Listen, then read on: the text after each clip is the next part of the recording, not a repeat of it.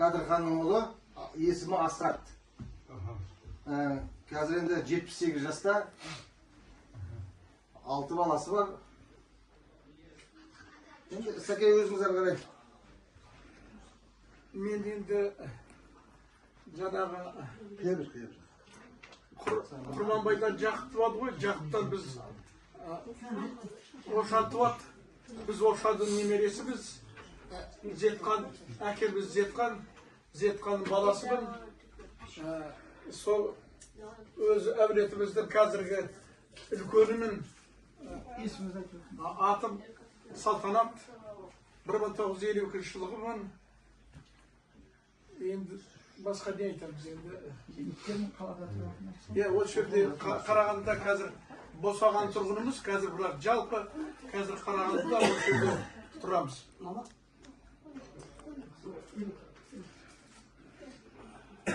Мен осы мына сөйлеп отқан Салтанат ағаның бауырымын. Құрманбайұлы Ошан, Жақыптың үлкен баласы Ошан. Ошанның немересіміз. Әкеміздің аты Жетқан. Жетқанның сол екінші баласымын. Атын Ерғанат. Ноябрьде туғанмын. 53 жылғы шаруа қожалығында отырмын, Босағада. Мен мына Құрманбай ұрпағынан қазір Жақып, Смағұл, Қақабай үш атадан ұрпақ қалып отыр. Осы кестені дайындаған кезде Самидолламен ақылдасып отырып, бірнеше рет мынаны дополнять етіп, қателіктерін түзеп, сөйтіп істетіп, міне Самидолла жолдасымыз істетіп, үш экземпляр алып бердім, үстелге жаңағы. Осыда мен сол Смағұл Жақыптың ұрпақтарымыз, основной осы жерде неткен Амет Қақабай ұрпағынанмын. Қақабай ұрпағынан Қахарман, Қадырман деген кісілерден ұрпақ қалмапты, осы жерде жазылған. Тағы да Дәуіт Білал деген аталарымыз жоқ болып кеткен, олардан ұрпақ бар ма жоқ па белгісіз, ашаршылық кезінде Қырғызстанға, Өзбекстанға өтіп кеткен ғой жан-жаққа. Ол белгісіз болып кеткен. Содан мен Қатыранның баласымын. Атым Әлімхан. Темір жолшымын. Қазір пенсиядамын, зейнеткермін. 60 жылғы мен 64-ке толдым осы ноябрь айында. Осы жерде тұрам, Қарағанды Язева көшесінде 21 үй, 21-де дроп 2, квартира 5. Телефон номерім ана неге жазылған. Оны бәріміз толтырғанда суретке түсіріп аламыз ғой, чтобы конкретно біліп жүретіндей общий группа, Құрманбай группасына саламыз жаңағы.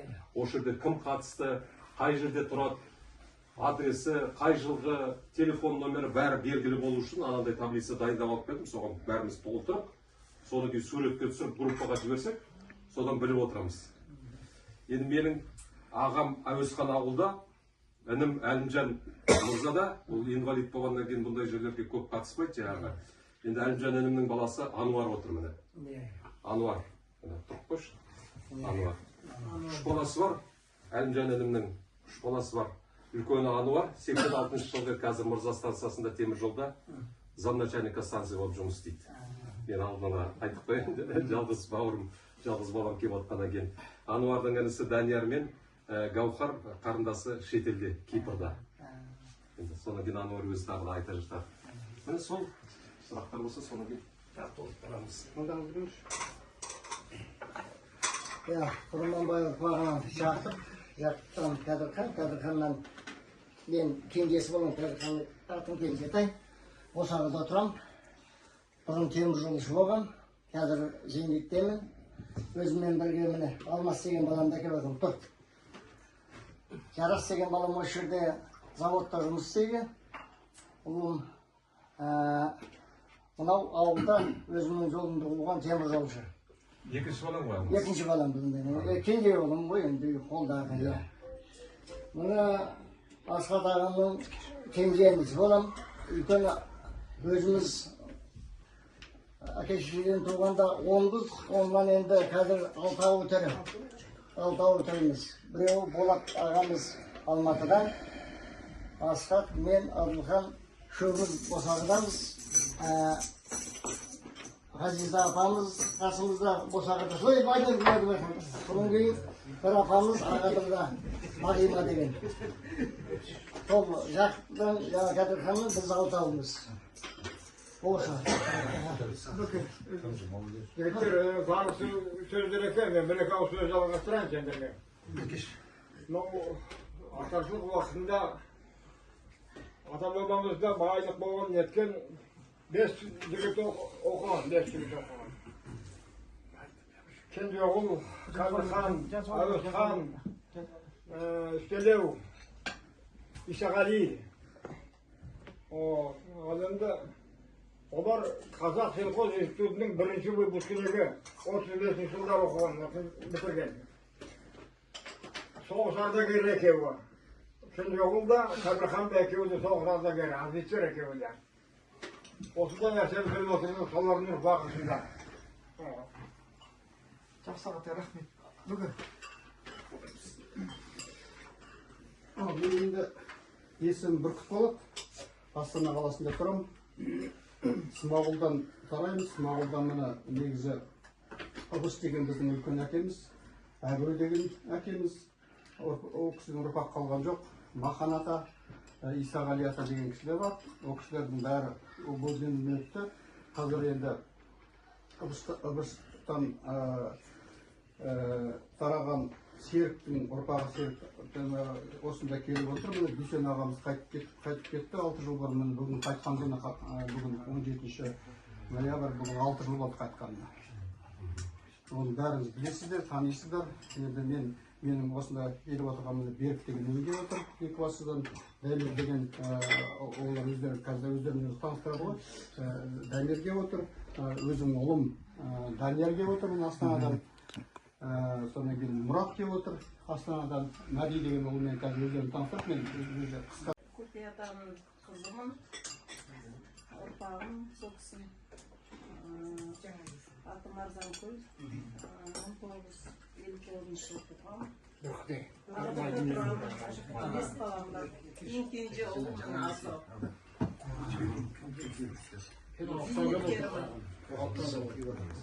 Көрмей, көргінен біз ғой, Сөзі білмем, жақсылап сөйлеп көтіріп енді. Айты беріңіз. Арзанкөл. Болды осы. 3 қыз 2 ұлым бар. Жаңағы енді ағаларымыз айтып кетті ғой, біз Ошының баласы Тельманнан 10 ағайындымыз өзіміз. Осы жерде мен ініммен келіп отырмын. Енді ағам қазір ауылда, үлкен ағамыз қайтып кеткен. Торыхан деген атым Тілек, бірақ Береке деп айтады.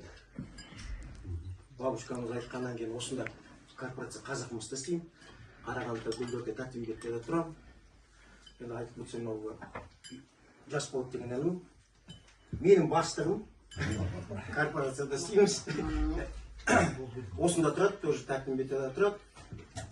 Үлкен ағам Ториханның ұлы Жандос осында істейді, КВШ-да.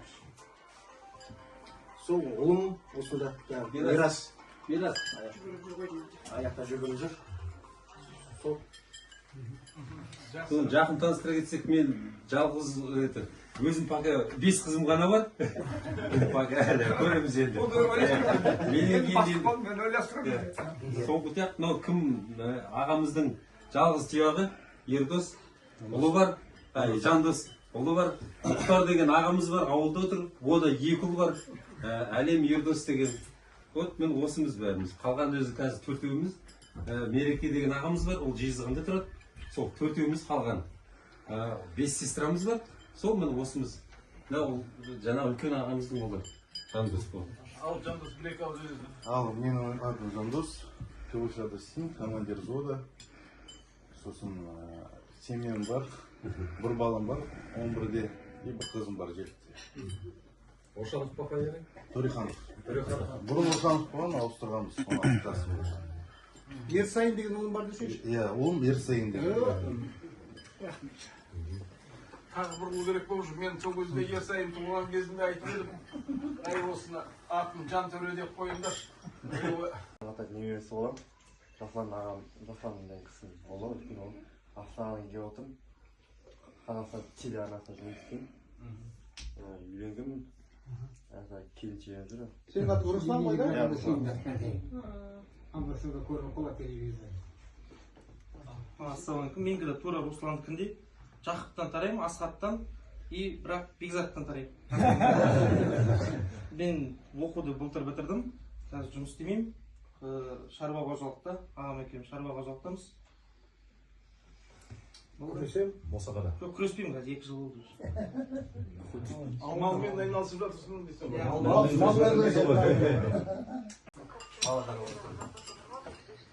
Разрядистик, горняк, машинист квадрат. 3 балам бар. Үлкен ұлым Дамир. Немерем бар. Бір күнде 3 айын мал ұрпағынан.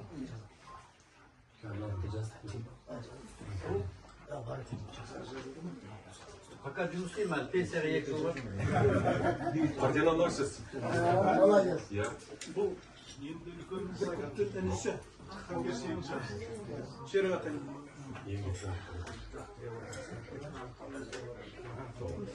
Енді мен жаңағы осында отырған үлкен ағамыз Салтанат, одан кейін Ерқанат, жаңағы Нұрекең, одан кейін менен кейін Ерлан бауырым. Біз Ошан немересі Бекхан балаларымыз. Өзім 6 жылғымын. Кішкене денсаулық бойынша жұмыс істемеймін, үйдемін. Мына үлкен ұлым, Жасұлан деген үлкен ұлым. Бұл әскерилер болған, одан кейін қазір мектепте НЛП-дан сабақ береді. Одан кейін анау кенжем, ортада бір қыз бар, Астанада тұрмыста. Сол 3 жиенім бар, 4 немерем бар. Болса мен Қарағандыда тұрамын. Мына енді Қарашкер 62-де. Сол енді. Жандостың садақшы екен айтпады дейді. Садақшы қозбақ. Тапқан садақшы. Мен де Смағұл ұрпағынан Шерік әкеңіздің кенжесімін. Мұрат атын. Мұратқали толық атын. Қазір Асанға тұрам. Екібастұзда 30 жыл шахтада істеген. Қазір зейнетке үлгетке шықтым. Астанаға келдім. 1 жыл болды. Мәди ұлым. Строительный компанияда менеджер болып жұмыс істейді. Рахмет сізге. Келгендеріңізге сіздерге рахмет. Иә, түрі келеді. Ал бәріңізге тілейтін аманшылық. Менің аты жөнім Азамат. Бұл Кеухан марқұмнан ең үлкен Азамат деген 72 жылымын. Одан кейін інім бар, мен Алданыш деген. Одан кейін бұдан кіші Медет деген інім бар. Жұмыс бағымен келем алды. Екеуміз үйленгенбіз, кіші інім әлі үйленген жоқ. Мен бір қызым, бір ұлым бар. Мына кісіде үлкен не енді? 5-6 балалар бар. Иә, көбейіп жатыр екенсің. Қалғандарын жалғастыра бересің. Ажан, Тілеухан кім ол кісі? Тілеухан деген Исағали марқұмның ұлы. Кенже ұлы. Исағали марқұмның. Атым Алданыш. Жасым 50-де. Осы қалада тұрамын. 2 мамандығым бар. Екеуі жұмыс істеп. Тамырда жұмыс істеді, милицияда жұмыс істедім. Темір жолда жұмыс істедім. Темір жолдан бастағанбыз. Өзімізді тартқанымыз темір жолда бар. Осы семья баппен сол органда енді қаражат жетпей стройкаға кетіп семья сұрау ғой сол. Бір айлыққа қарап сөз жасы керек қой. Осы жиынға шақырып жиналып отырған сізде жасап отырған өте дұрыс болып жатыр. Негізі бірімізді танысып көріп үлкен ұлым сол Алматыда оқуда 3-ші курста. Үлкен қызым тұрмысқа Астанада осы өткенде ғана өткен апта тұрмысқа беріп қалғандар қолында осы үйде колледжде оқиды. Мектепте оқиды. Кіші ұлым жүргізу мойнында жүр. Осы мектептерін беріп 45-те тұрам пәтерде. Жұмыс стройкада. Қолымыздан келетін сол. Осы арғайын Енді өзім таныстырып кетейін. Енді мына жерде кішкене не екенін білмей қалып, кім қанша жаста екенін білмей қалғаннан кейін кішкене өзі кезегімді өткізіп алып. Дегенмен кез деген заттың ертелі кеші жоқ қой. Мен де жаңағы ағаларым айтып кетті. Егер де сол Жақыптан Ошаннан Зетханнан Салтан ағам, Ерғанат ағам, Нұрлан ағам, мына жерде Абдулла ағам отыр. Мен сол Зетханның Қарашаңырға ерлан боламын. Мен осы 68-ші жылғымын. Мынау біздің Қарағанды мемлекеттік университетінде сонда мұғалім болып істеймін. Мен ұлым Ердар тұр ғой. Осы жалғыз ұлым бар. Оны енді сіздерге таныс болсын деп. Өзім мынау Камале Дүйсенбекова көшесінде тұрам. 39 квартира ол. Енді барлығын айтылды ғой деймін. Алла қаласа бір ай екі айдан кейін енді келесі мына жерде ал сен айта ғой. Жақыптың қолға Қадырхан Әділханның баласы ол. Аслан есімім. Басымызда 7 адамыз. Осылай өмірге отыр. Еркеш баласымен. Мынау менің ұлым Әмірхан. Екі ұл ауылда. Өзім осы жерде тұрам, бір шақтесті. Жұмыс орным Үштөбе ауылым қасымызда, сонда орта мектебінде жұмыс істеймін. Сол.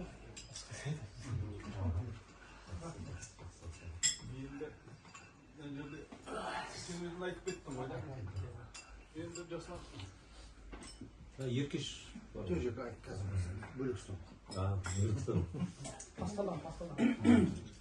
Әкемнің ауылы үлкен ауыл болған. Ассалаумағалейкум баршаңызға. Үлкендерімізге көп рахмет айтамын. Мынандай жиын жасап отқан өте керемет жиын деп ойлаймын. Өйткені көпшілеріңізді танитын шығармын, бірақ біразын танымайды екен. Сондықтан мынау айбетпеңіздер, әкемнің бір ауыз сөзін айтайын. Келем деп, әкелем деп ойлағам. Кешке жақын бардым, қасына папа осылай жол жүрейін деп тұрмын. Сізді алып кетуге келіп тұрмын дедім. Папам айтты, температура өтті, сосын айтып сәлем деп айтты. Осылай мен жолға жарамаймын. Өздерің барып қатысыңдар деді. Одан келіп тұрған жайымыз бар, жақын болу, Жақыптан Қадырханнан Адылхан таниды. Енді мен сіздерге айтып кетейін, менің өзі 7 ағайынымыз. 7 ағайынның ішінде 4 ұл, 3 қыз. 4 ұлдың үлкені Мейрам, екінші Арслан ағам. Арслан жаңа осы отырған баласымен деген. Үшіншісі менің, менен кейін кенже ұлым Ескендер бар. Ауылда тұрады, жаңағыдай темір жолшы, мен де темір жолда істеймін. Ескендерде бір ұл бар. Бір ұл бар. Мейрамнан бір ұл бар. Асланда бір ұл бар. Менде 3 ұл. Мені ортаңғы ұлымды әкеп тұрмын қазір. Ақназар тұршы. Ақназар ортаңғы ұлым. Олардың бәрі жазылды ғой жаңа неге? Ажырасқанмын. Ажырасып кеткен, бірақ жаңа жолдан тоқтап, келіншегімен жалынып, сұрап алдым. Ағадырдан жолшы аяқ келетін. Кешке апарып берім ғой. Баршаңызға рахмет. Айтып жатуға біреуіміз анандай гаи, біреуіміз мынандай деп мен енді қуанып жатырмын. Ағаларым сұмдық жерде отырғанына. Кезінде білмеппіз оның бәрін. Қазір біліп жатыр. Көп несіне Бекзатқа рахмет. Осы мені көп сүйрейді. Көп рахмет айтамын Бекзатқа. Сен кел, обязательно келді, кеше мал сойып жатыр. Қалмай кел деп маған тапсырған осыны. Баршаңызға сол енді айтамын. Атым Еркеш, 80-ші жылғымын. Ауылда тұрам. Темір жолда жұмыс істеймін. 22 жыл болды, бір жерде істеп айтамын. Осы путта бригадир болдым, мастер болып істедім. Осы Қарағандыда істеген строитель болып. монтажник строитель, сосын сопочков істеген ол жақта. Мына валют транзиттерді біз салғанбыз кезінде. Қазір енді ауылда тұрам. Сол, баршаңызға рахмет айтамын.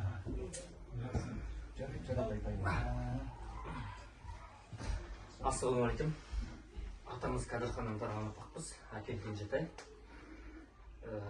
Есімім Алмас болады. Жасым 25-те. Үйде 4 ағайынбыз. Бір ағам, 2 ұл, 2 қызбыз. Ағам енді жолда келеді қазір. Кек батчақ, әбетке қасып құлай қалса, жол берсе. Сол өзім теміржол саласында жұмыс істеймін. Осы ауылында. Теміржолда сол.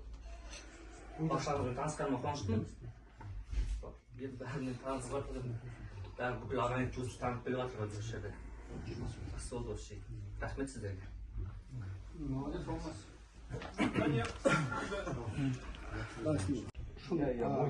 Осы сөзді, осы нені бастаған өзіміз едік шынында да.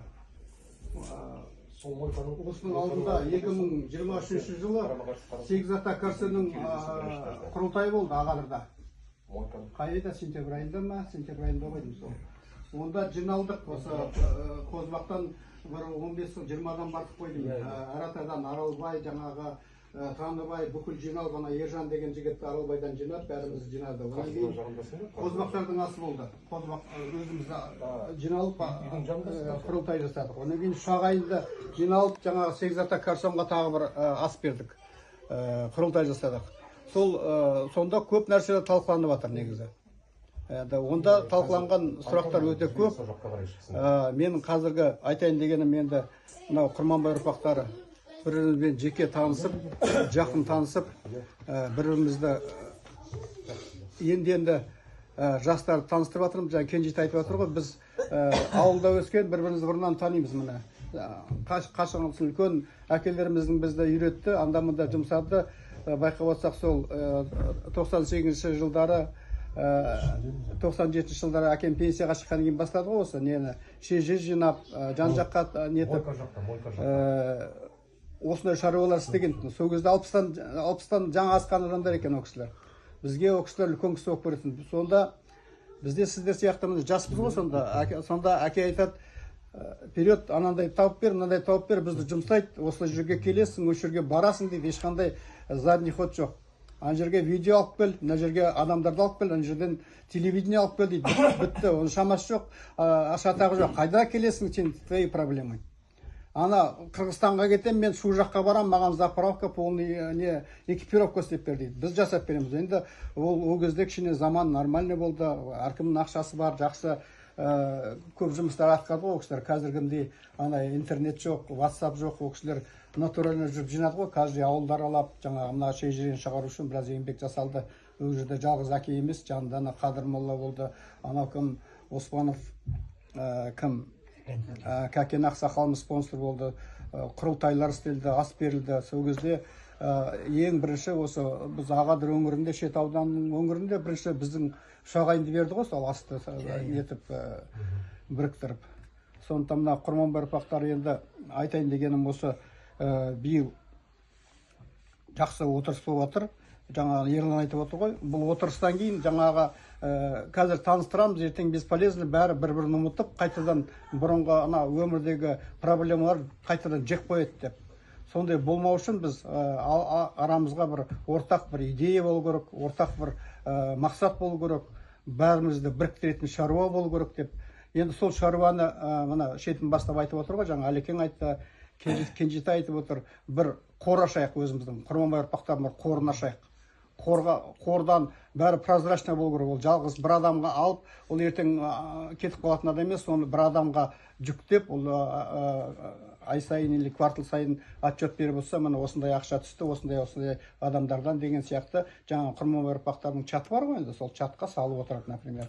Сонда қайда жұмсаймыз, қашан жұмсаймыз, қандай цельдері алдымызға сондай бір жақсы мақсаттар қою керек деп ойлаймын енді. Енді мылай қарасаң, мына 5 атадан қалған 8 атадан үш ата ғой енді, үш атадан міне мен бір кішкентай небольшой статистика жасағам жаңағы неден, шежіреден қарап, мына Смағұл ұрпақтарынан 18 түтін бар екен. Енді ер адамдардан қарасаң 30 адам бар екен. Бұл санамасында да жай статистика үшін қазіргі жаңадан туған балалар бар, жастар бар, орташа жастар бар. Жақып ұрпақтары 31,80 ер адам бар екен, еркектер. Қақабай ұрпағы 3,7 еркек адам бар екен. Барлығы сонда Құранбай ұрпақтары мен есебім бойынша 52 болып тұр, 117 адам болып тұр. Енді мына қазіргі табличный форме салған кейінгі туған балалар қосылғандар бар. Енді плюс-минус шығар, где-то бір ошибка болуы мүмкін. Енді жобасы солай. Енді 52 түтін десек те отырмыз. Енді Кенжетай айтып отыр ғой, енді жаңағыдай мақсат қойып, алдағы мен жазып қойдым. Бірінші мақсатымыз бірінші қор ашайық. Құрман ұрпағын қорын ашайық. Сол қорға ответственный адамды қойық. Ол ақша железобетонный банау швейцарский банк сияқты болу керек, ешқайда кетпейді, бостан-босқа сол жерде жататын, тек қана бір сол шаруаға ғана жұмсайды. Енді бір оқыс жағдай болса, бір оның бәрін тағы да бір ескеретін жағдайлар болса, тағы да ескереміз. Екіншісін ойлап отырмын, шежірені толықтыру керек. Шежірені толықтырғанда мынау әкенің жазып кеткен шежіресі уже мына 20 жылдан асып кетті ғой. Жастардың бәрін толықтырамыз. Оның ішінде мына арамызда Нұрлан тарихшымыз бар.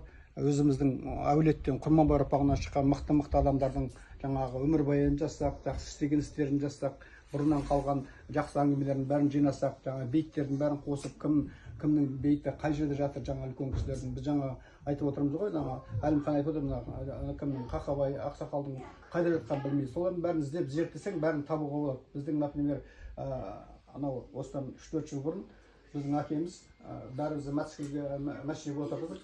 Нұрлан, Ерлан бәрімізді апарып, Жақып пен Смағұлдың басына апарды. Қайда жатқан? Ағадардан бір 15-17 шақырым жер жатыр. Ағадардан шыққан кезде сол Ақсеңгірден оң қарай бұрыласың, Шөлағырға қарай. Сол жерде Жақып пен Смағұлдың несі жатыр. Қайтыс болған жері, қоршалғанда бейіті жоқлаған, төбе оқпаған жан-жағын.